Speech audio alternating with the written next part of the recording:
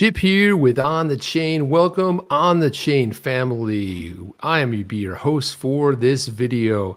And tonight we've got this morning, wherever you're coming in from, we've got a couple things to jump into. Did Ripple just render a knockout blow to the SEC? We're going to break that one down. Lots of chatter on that going around all the socials. And also we got some Ripple partnerships coming up. And I want to touch on something that apparently I've known for a while, but other people have not known. And that is the missing Genesis blocks when it goes back to the blockchain for XRPL. So we're going to jump into that. You guys ready to go? Are we ready? Let's go. Let's do this. Welcome to On the Chain. And welcome, everybody. Why don't you go ahead and drop where you're from, put the state, the city, the country, and drop that in the chat. Love to see where everybody's always coming from. We always read every comment. So you guys want to leave a comment, agree with something, didn't agree with it, that's okay. You can leave that in the comments as well. Again, we read them all, and it's always something we like to go and read, and good comments, bad comments, whatever. We'll take all the comments, but I want to jump into some stuff real fast because we got a lot on the agenda tonight. But if so, let me just a little side here too. If you guys are new here, go ahead and hit the like button, subscribe, click that notification bell. That way you're notified anytime we go live, which right now is Sunday nights and Wednesday nights at 8 o'clock Eastern time, and then also on Saturday mornings. And also too, I wanted to point this out as well. We have a couple different things on thechain.io. You can find the link below. And go ahead and sign up. I've seen a lot of people signing up for our email. This is great. We don't endorse spam. We're all privacy. Jeff and I are both for privacy. We don't do any of that. So again, go ahead and drop your email. We're seeing some nice people, a lot of people signing up for that. And also too, we have a merch store, and that's onthechain.shop. Pretty simple. That's also in the description below. And if you're listening on the podcast, you can find us on YouTube, On the Chain Live. And go ahead and search over there, but you can simply go down the chain.shop. And we have all kinds of things like this amazingly popular SEC Wars shirt, Ripple Strikes Back. And again, anytime you buy any merch, you're supporting the show. Now, let's get on with things. Let's get going. Can we get going already? Fantastic. I want to start this off. So I saw this tweet right here, and I thought this was pretty interesting. Let's see. First of all, what do we got here? Yo, OTC. XRP Army representing. Good to see that. You got Lower in the house. And who else is in here? We've got Brevard County, Florida in the house listening. Good. I'm in Palm Beach County, and I'm talking. So that's great. You guys are in here. And Sudbury, Ontario as well. Very good. See that? Cocoa Beach. That's awesome, man. Jim D. Having a little bit of dinner and listening to On the Chain. Well, let's not hesitate. Let's jump right into it. Want to throw this one up here. So January Walker is running for Congress. She is running, I believe, in the 4th District of Utah. Don't quote me on that 100%, but I believe that's where she's voting. So she came out with this tweet right here, and she basically said blockchain will eliminate national debt. And at first I saw that, I'm like, what the heck is she talking about? So I didn't really understand what that tweet meant. I kind of get where she's going with it. I think what she meant to say, and I don't want to put words in her mouth, but at least the way I first interpreted it was blockchain will control that, because you'll know where if blockchain were to be instituted in every government, and they come up with these preposterous budgets that they're going to spend money on this and that, nobody knows where the money goes. Now I can see blockchain tracking. Jeff and I have spoken about this before. Blockchain tracking where the money goes, because it's always about following the money. Something doesn't seem right?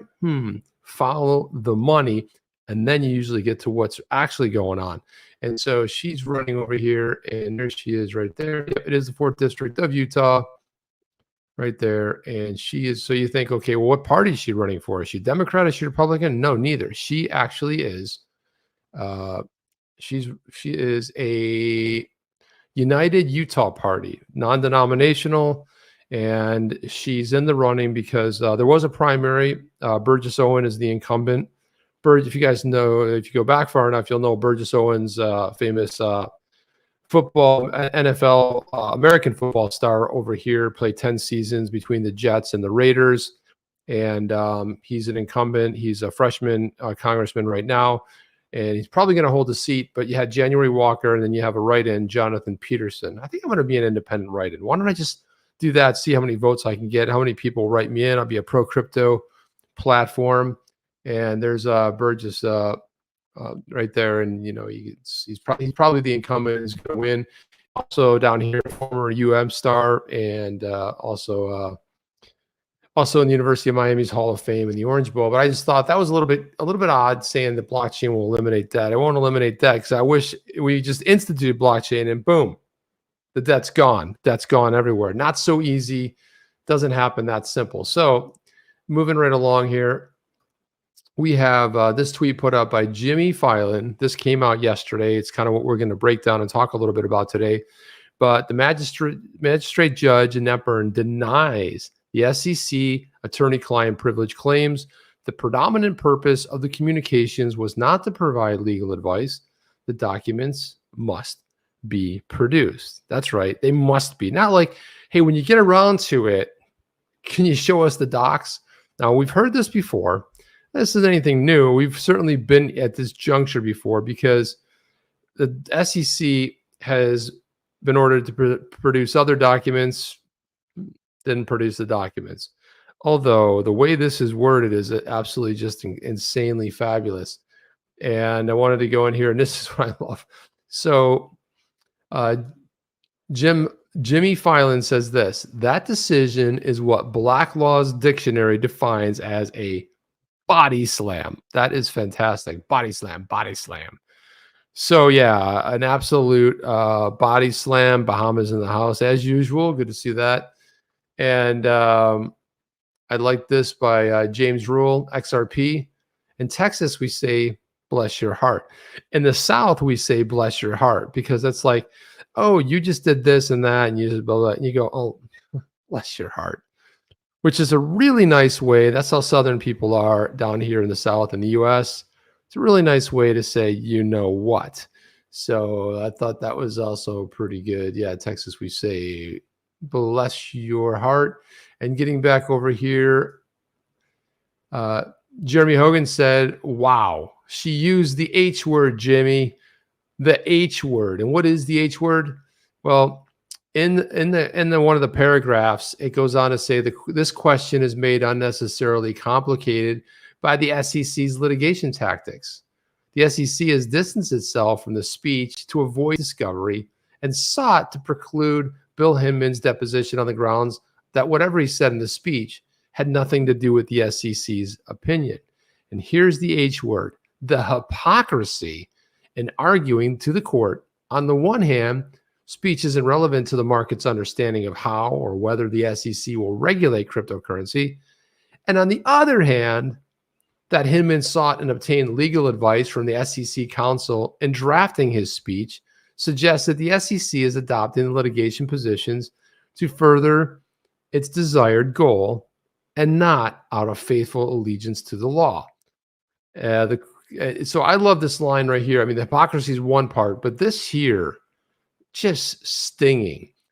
SEC is adopting its litigation positions to further its desired goal. And that's not the goal. In other words, the goal is not out of faithful allegiance to the law. And we also have a tweet coming from Ripple's general counsel, and he makes reference to this little part here, this little clause. And I just want to make sure. So then Jeremy Hogan weighed in and said Judge Torres is not allowing the SEC's expert opinions to be sealed because they might inflame the public. Oh, really? The public? Well, what public would that be? Is that Joe public, Jane public? You know, the ones that have nothing to do with this case whatsoever. You know, the people sitting at home watching, and binging Netflix or Amazon Prime or whatever people do, hanging out with their families. I don't suspect that's who she was talking about when she said will inflame the public. The public inflammation will be, that's right, investors, the XRP holders, the 67,000 plus. Who knows? Maybe it's even 70,000. I don't know. Could be at this point. I really don't. But she says not only does she not allow the parties to keep relevant documents from the public as to this motion, she chills the SEC's pending motions to seal. So it's basically it's a twofer, as they say, a 2-for-1, a twofer. And I just love that. Chills the SEC's pending motions to seal. So there will be no pending motions to seal. Lock that up. Throw away the key. Over the top. Just like that. And that's absolutely beautiful. And, what I really enjoyed was just a little bit of, after we've been in a down market, it was just so refreshing to jump on crypto Twitter and just see a little jubilation for once, right? People like high-fiving, being excited, all of the content creators in the space being jubilant, excited, having their opinions and sharing exactly what that means. The smackdown, I have to say, what a nice moment indeed that it was, because let's face it, we're always looking for that silver lining, that little bit of good news. Hey, what's going on with the Ripple case? What's going on with the SEC? And then when they get punched in the face, you guys saw the thumbnail. Basically, is that a KO or is that a TKO? Is it a technical knockout? Is it a knockout? We are going to find out. But I just love what's going on. Another question that was posed to Mr. Jeremy Hogan was this one right here. You had Mike. Here we go. Mike Mansfield said, "So this is good outcome, Jeremy. Is that correct?"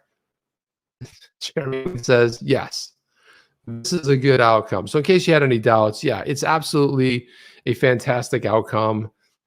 It's kind of what we were kind of expecting. I really thought, Jeff and I both thought that this might be how the ruling might go. We weren't 100% sure, but it's just reassuring and really nice to know that that's exactly how it went.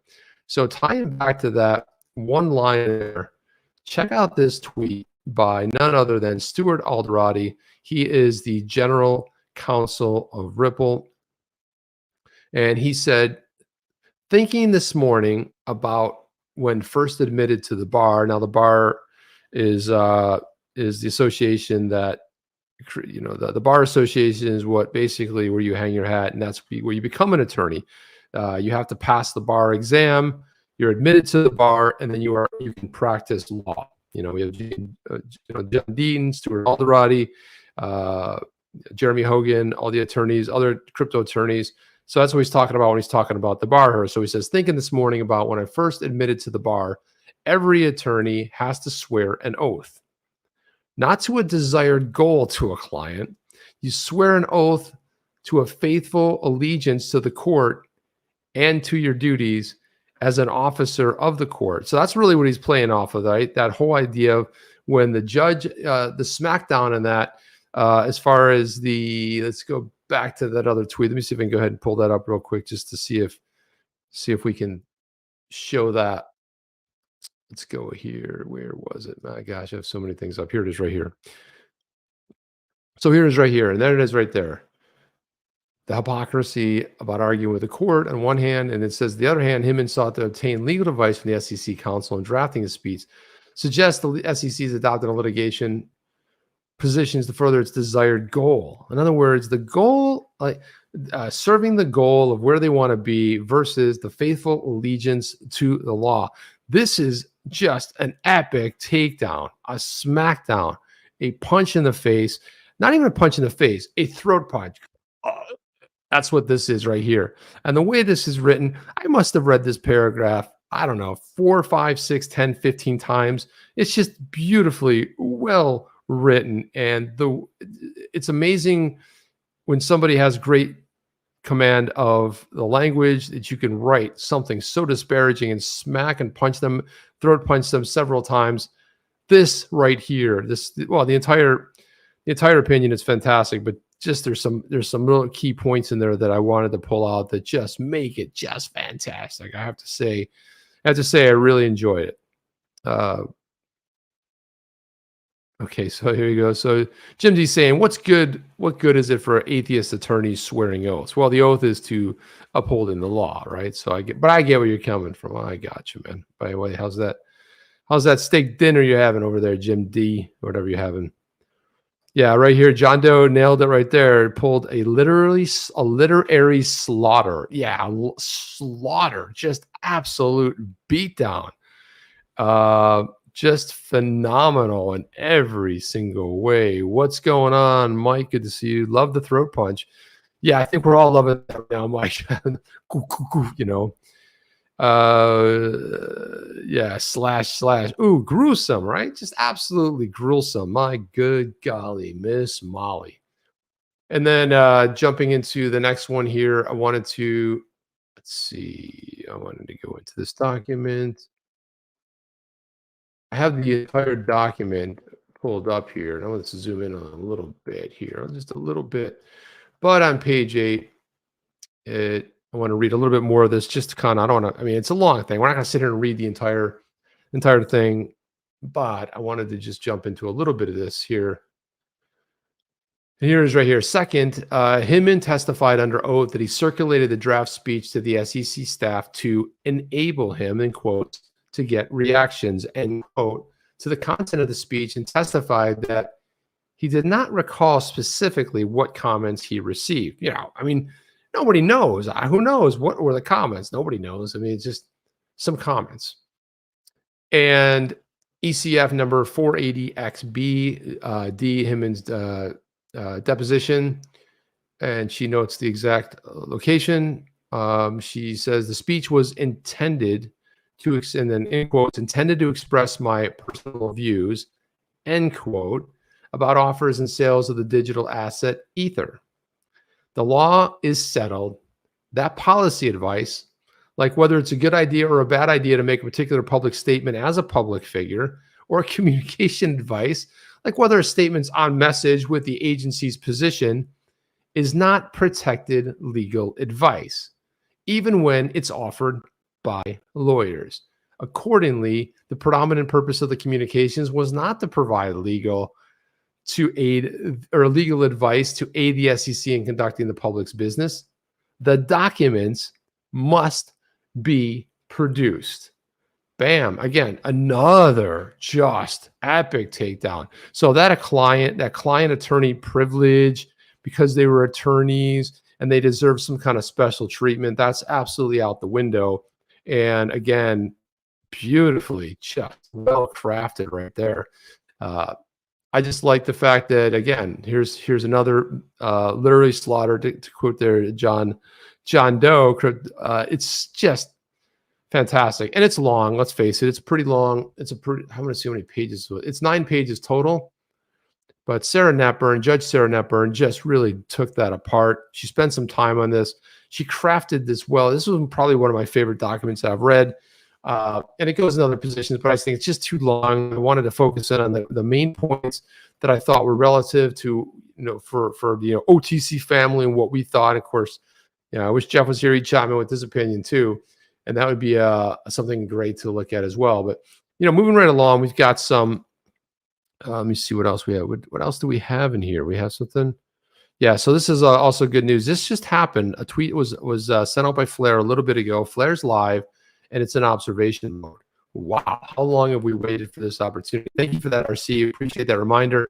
I intended to talk about that tonight, although I didn't actually grab the tweet, but I did see the tweet. So thanks for bringing that up. Appreciate that. So this is getting exciting. Flare, we've been waiting for a long time, and man, yep. Yeah. We'll get into this one too about Celsius. Seems like they may make their clients whole, or at least they're trying. That's another story we're going to jump into. That's that we'll get to. But I wanted to jump into some Ripple news here. Ripple put out a tweet saying, "We're excited to build on our partnership with Thunes Payments and Attijariwafa." My gosh, can you use this? You can make a whole blooper reel on me. Try to read this. Attijariwafa be extending RippleNet services into Morocco and the greater MENA region. And Thunes put this tweet out saying, congrats to our newest partner. And let's see, I can't look at it there. Let's look at it here. There it is right there. Attijariwafa Bank. There it is right there. They're only following 3 people. I wonder if they're following anybody at Ripple. So they said, hey, congrats to the largest banks in Morocco and Africa. The partnership enables seamless bank-to-bank payments to all accounts in Morocco, a huge improvement for customers that need to make regular cross-border payments. And there it is right there. And so there you have Morocco sitting right there, and Thunes, and there's the bank, Attijariwafa. I don't know. There's too many things going on that for me to successfully say that. And that's great news. Good to see that's going out there. And let's just go ahead and read a little bit through this here. So here it is right there. Thunes partners with Attijariwafa Bank, expands bank payouts, services across Morocco, enables the nearly 30 million bank account owners in Morocco to receive inbound payments directly into their accounts. Thunes global customers will have the ability to send seamless, cost-effective, real-time payments to the bank accounts in Morocco. And of course, we know Thunes is connected to Attijariwafa Bank via Ripple. That's right. Oh, a little shout out there. The leader in enterprise and blockchain solutions, got that right. And it's global financial technology, RippleNet. So it's good when they sort of incorporate and get it right. Sometimes they just go like, yeah, there's a company named Ripple, but they get into it here. The connection to RippleNet and Thunes will allow Attijariwafa banks to customers to receive transfers from around the world initiated through the Thunes network. And it hits on a perfect winner in a matter of seconds, just a matter of seconds. How long? A minute? No, a matter of seconds. Is it 4 minutes? No, it's a matter of seconds. Does it take an hour? No, it's a matter of seconds. So other Morocco banks, customers can be reached using the local clearing. Morocco is the 3rd largest remittance receiver in Africa, and that's after Nigeria and Egypt, which a large diaspora of dynamic market and a sound regulatory framework to foster digital payment services and reduce costs. Now, the World Bank estimates that personal remittance inflows increased strongly during the pandemic, reaching an estimated 7.4 billion US at the end of 2020. And I can only imagine that number has grown. Of course, we have the obligatory pull quote from the VP over at Thunes, but Brooks Entwistle chimed in. He's the SVP of Global Customer Success. He said, we're thrilled to announce this extension of our existing partnership with Thunes. And that's something interesting. It's an existing partnership. So you just see how this is growing. You have something that starts off and then it starts growing, which is phenomenal. So I thought that was a nice little piece of news that we received there. And what else do we have here? What else do we have? Okay. Just trying to think of where we want to go next on this, because I've got a lot of stories queued up. I thought this one would be kind of interesting. While we're on the Ripple theme here, I wanted to go ahead and segue a little bit. Good publication out there called Protocol. And there's a couple mentions of none other. Hang on a second. Let me go ahead and make sure I've got this queued up. There we go. I wanted to go ahead and throw this one up there, but this is called Protocol Magazine. It's an online publication. Come on, get the buttons right. Here we go. So it was an article. The title of the article is "The Dot-Com Crash Has Lessons for Crypto." If only we can remember them, because, that was 21, 22 years ago. It's pretty much a lifetime ago. And, who really remembers what happened 5 years ago? So it's a catchy title. Goes on to say, crypto's meltdown has stirred memories of the 2000 tech crash. Quite honestly, we've had worse things happen, but I think the fallout, the troubles that Celsius has run into, some of the trouble, some projects, I think that's more the fallout what they're talking about. And it's probably not even as bad as what happened in the .com. But the reason I wanted to show this article, and again, a very long article, but I wanted to show because none other than CEO Brad Garlinghouse is quoted in here, and let's just focus in on some of his statements. Ripple CEO Brad Garlinghouse, who ran telephony startup Dialpad in 2000 and 2001, said the crypto crash, like what happened 2 decades ago, is about how excitement got ahead of reality on some of these things. That's a really good quote. Excitement actually sort of got ahead of reality, right? There's what you want to happen. There was, at the time, they were slapping anything with the .com on it. It's like a word that was available. You put a .com after that, and guess what? That then became like the next big thing. And very much like crypto, there were companies searching for problems to solve instead of solving an actual problem. There's a very, very similar, and they always say history repeats. We can say, well, geez, we'll never do that again. That'll never happen again. And then it continues to happen over and over. Happens with the new bunch of people that are on the planet, and they're not old enough to remember what the previous people on the planet did, or maybe the people before them. So we see that this has a commonality that runs through it. Garlinghouse also said there were a bunch of leverage built into the system, and then we had an unwinding of that, he told Protocol, citing the UST stablecoin collapse that helped fuel the crypto slump. He added, Terra Luna was the first shoe to drop. Maybe there's going to be more shoes to drop, you think? And then Garlinghouse, the market isn't going away. The opportunity isn't going away.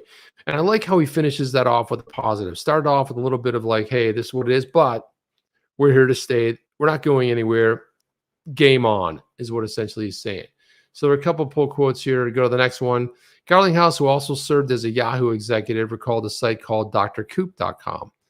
Founded by the eponymous former Surgeon General C. Everett Koop, raised over $84 million in its 1999 IPO, even though some people question the financial potential of a medical information site. Obviously, the skeptics were right. Garlinghouse quit. drcoop.com folded in 2001. So didn't make it very far, but so what? It had a name recognition. They had drcoop.com, and they raised $84 million, and that went right in the dumper. Some startups were too early. Catherine Dowling, Chief Compliance Officer and General Counsel at Bitwise, worked as an investment banker at the Webvan IPO. Online grocery store went public in November 99, filed for bankruptcy in July of 2001. So yeah, that's kind of how it happened. And then Webvan and Pets.com, which you've heard Jeff mention a number of times, both online stores were spectacular .com failures, but Instacart and Chewy subsequently embraced their ideas and thrived. And, you know, there's something to be said about being too early. Sometimes you can be too early. And I've certainly been there with some ideas and companies. You're just too early. Had pet stores within right around the corner from where they lived. They just stopped by on the way home from work, and they would just go in and grab their pet supplies or what have you. There wasn't really a benefit to buying online. But you look at Chewy is crushing it right now, where you can buy pet supplies and dog food and you name it, anything for your pets. Garlinghouse noted that while drcoop.com was a flop, another medical information, WebMD, became successful. The .com era also paved the way for investments that led to faster growth of survivors like Google and Amazon. Telecom bubble at a company, the internet bubble meant the fiber optic networks were in place to link data centers to ever faster home broadband connections, which became huge drivers for e-commerce. And, you know, one of the things, you know, Mark Cuban sold broadcast.com. I think he sold it to Yahoo. He sold it for $1 billion. And on all the demos, you know, if you go back and read the story, all the demos, he was always in an office that had what back called the T1, which was a very fast internet connection. However, when you're doing broadcast and the rest of the world wasn't ready, didn't have super fast internet, so it always worked when he can demo it in a company or a place. They're like, this is fantastic, but the technology wasn't there to actually deliver it, and that folded within about a year. So that went the way of just pets.com and everything else. Garlinghouse acknowledged there have been questionable crypto offerings, like DeFi lending products with astoundingly generous yields. Ripple stayed away from that, he said. We didn't understand how this is going to really be sustainable. And I've always wondered the same thing myself as Jeff, as you guys have probably wondered, like, okay, and is that a Ponzi where you always rely on new blood coming in? How do you sustain it? It has to come from somewhere. And at some point, if initially, it's got to run out at some point. Garlinghouse also pushed back on the idea that there's not real value in the blockchain technology that undergirds crypto. Ripple's payments volume is setting records, an annualized 10 million. He said recently on Twitter, and it's still growing. At what point do we agree that's scale, he said.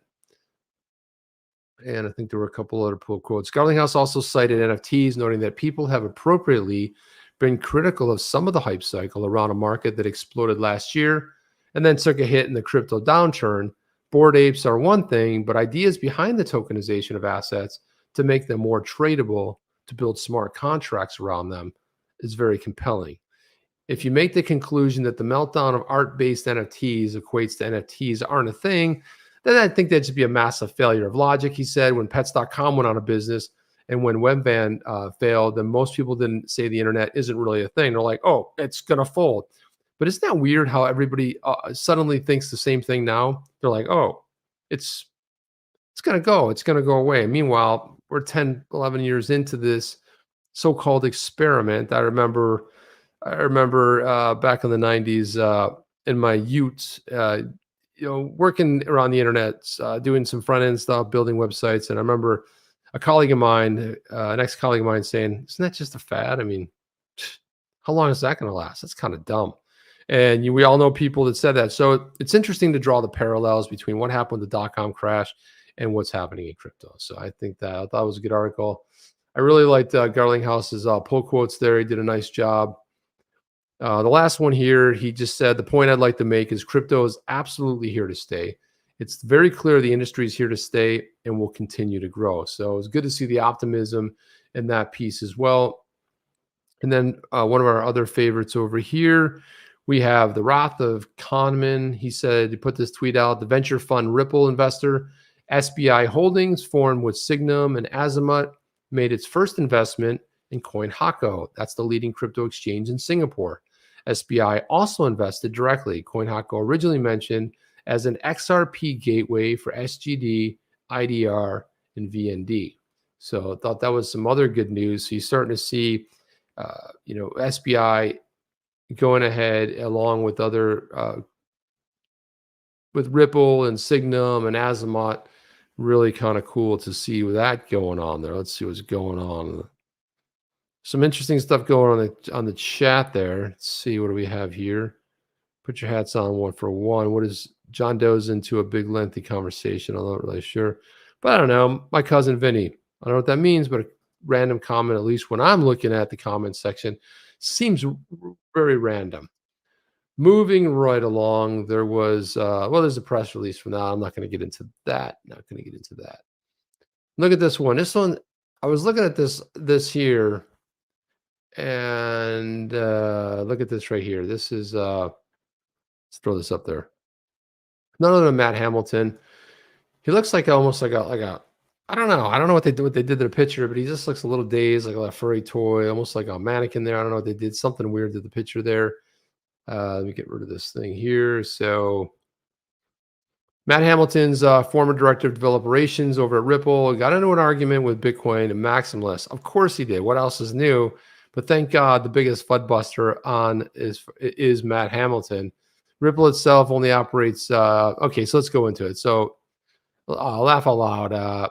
Logician said, XRP is completely centralized. I personally run Bitcoin nodes, and verified transactions along with millions of others in XRP nodes are solely operated by Ripple.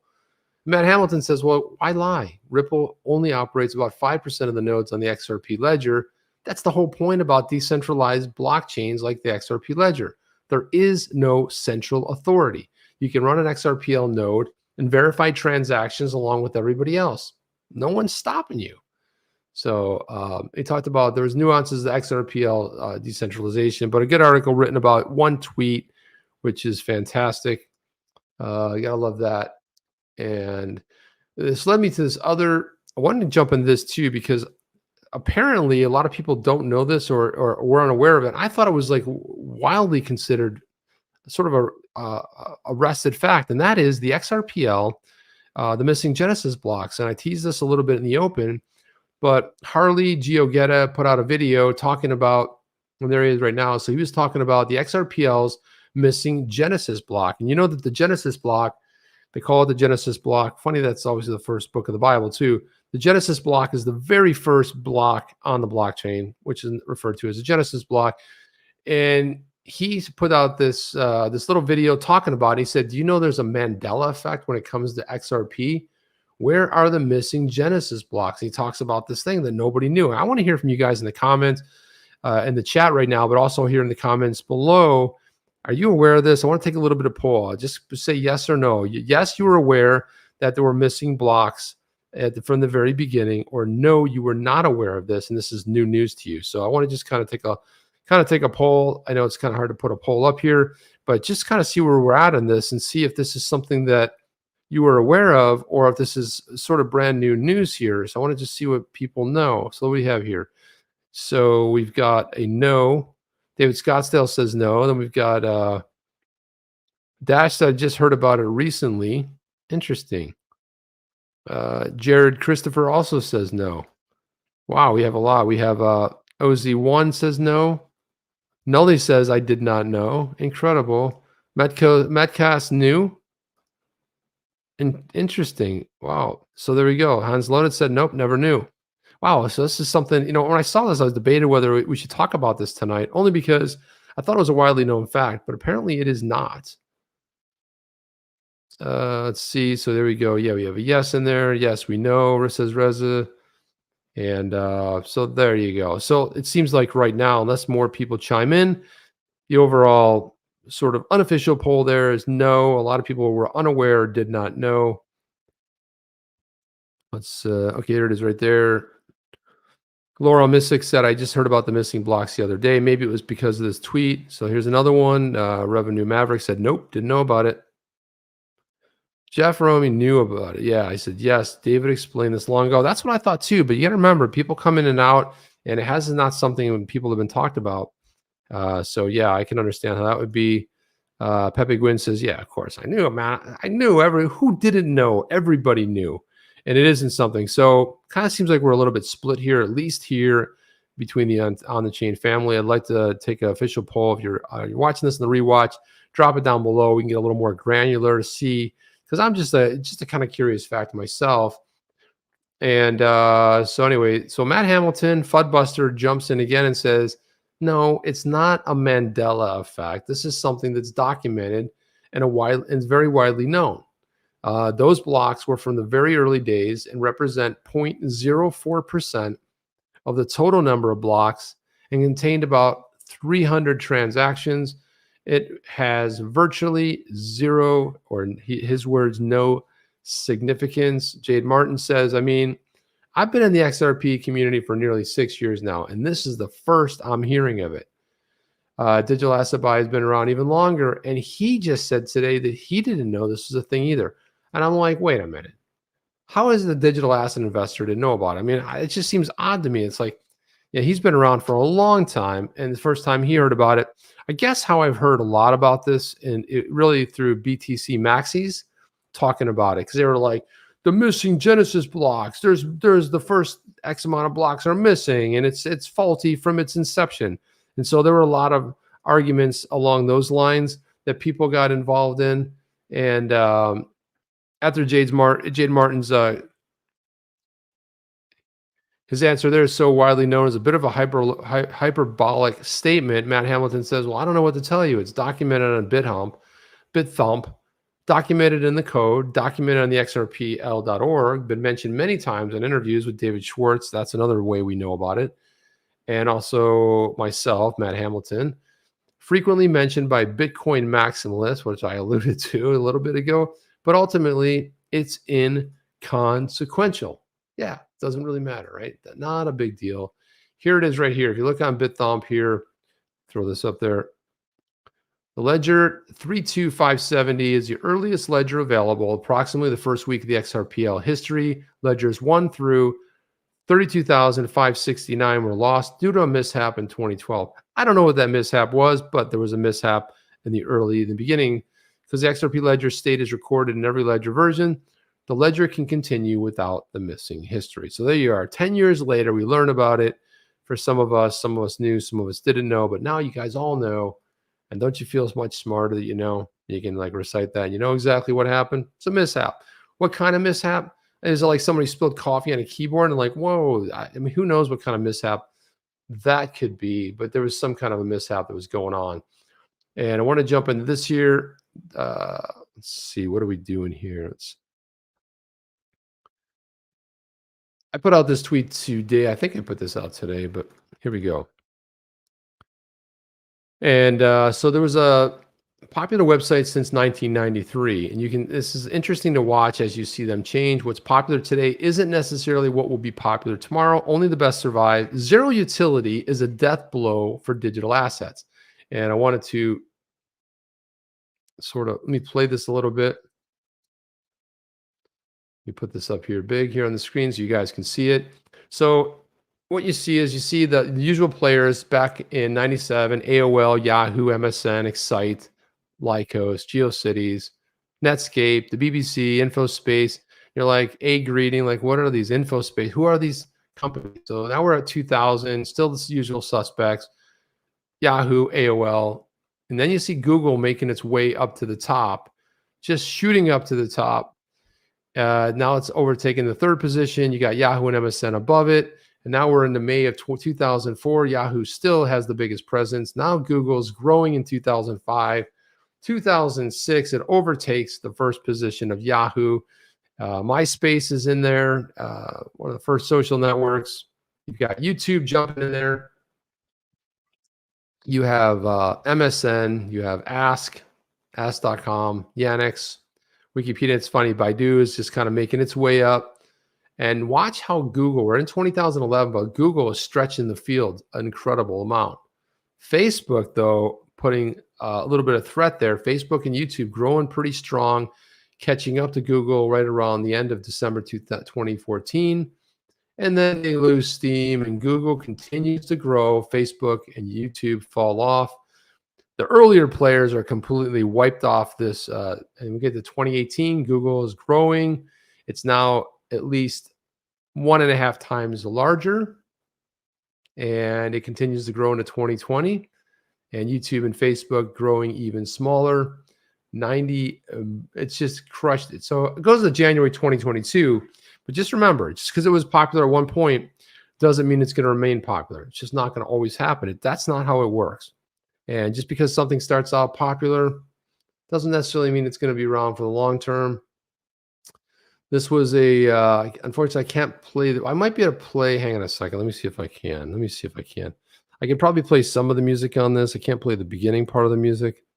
And I wanted to go ahead and share this with I can't play the music in the beginning. I'm going to turn this down, but I wanted to show this is what digital assets look like without utility. Here it is right here. It's a monster truck getting ready to go through a swamp. And what do you have? You have about, I don't know, maybe 25, 30 people just crushed on the top with a little railing around it on one of these monster trucks. So let's watch what happens here. So, people are excited. They're waving. They're incredibly excited to be going into the swamp on a monster truck that's lifted way up off the ground. And they just are super excited about it. And there they go into it. They're waving, laughing. Everyone's having a great time there. A little steam's coming out of the monster truck. It's taking on water. They're trying to go through, but the people on top still super excited about it. And there they are. The driver is almost out of the car because it's well past the windowsill. And now it's starting to tip. And the guy waving the hat, and there it goes. It falls over backwards and basically dumps into the water. So there you go. That's what it looks like if you have a digital asset with, I like the people swimming too, because they're swimming until they realize, I can just stand up. I don't have to swim. Probably their legs were hitting the ground there. But yeah, I thought that was incredibly, I must have watched this about 15 times today, laughing so hard. Music is funny. You can look it up on Twitter. Play the full music. Throughout, it just cracked me up. It was really funny as hell. What else do we have here? I saw this one here too. This was from the Financial Services Committee. This one was, this is another massive overreach by the SEC. We heard Gary Gensler talk about it in one of his office hours when he's talking about climate change. The SEC's proposal to mandate climate change related disclosures from public companies would be devastating to the backbone of the U.S. economy, small businesses. So yeah, this is something that was put out there. It was in the Wall Street Journal. It says, while larger companies gave the SEC's climate proposal mixed reviews, comment letters from small business groups had a tone closer to existential dread. And again, I'm not going to get into this whole article, but the bottom line is just incredible overreach, once again, by the SEC, which, bizarrely enough, what is it doing? Has nothing to do that. It's not his mission statement. It's like formation of capital markets, protecting the investor. There's nothing about this. And again, Gary Gensler gave the opinion, well, that could be a concern. And whether it's a concern or not, it's not the functionality of the SEC. So now they're throwing another way to regulate and hammer and hurt small business that never existed. And that's why I feel like that EPA ruling that came down from the Supreme Court, where they're just making stuff up out of thin air. They don't have, if Congress wants to legislate something like that, yeah, go ahead, have at it. But you just can't make this stuff up. You can't make it up. It's not something you're going to get to. And yeah, well, interestingly enough, we got through all the stuff tonight. Went a little bit longer than we usually do, but I thought we would just, we'd head over and do that. But I want to thank you guys for being here tonight. Again, if you want more related content like this, XRP, Ripple, blockchain, geopolitical, what else can I say? I guess I want to, all these things flashing in my face over here, but just go ahead and like, subscribe, click that notification bell, go to onthechain.io, go ahead and subscribe to a free email. We don't spam you. Don't worry about that. And if you're thinking about buying any cool merch, we have some cool t-shirts and whatnot. So all that great stuff, guys. Appreciate you guys being here. BZ says, I'm cool with that, John. I don't know what John said, but he's cool with it. And if you're cool with it, I'm probably going to be cool with it too. Celsius has posted what is Chapter 11 on their YouTube channel. First Voyager, now sell. Yeah, I did have that story. Basically, it looks like they're filing for bankruptcy protection, and they probably had no other choice. But I did have that story too. We just didn't have a chance to get to it. But yeah, that's what's going to happen. We're going to have to keep a close eye on that here and see what happens and what ends up fleshing out. And come join the Blue Crew for Crypto Night Live after OTC to talk shop. And there's the link right there. Okay, guys, that's all I have. And we'll be back on Saturday morning, and we'll see you on the next one. Chip out. See you guys. Are you down with OTC? Please like, subscribe, and click the bell to be notified when the next video drops.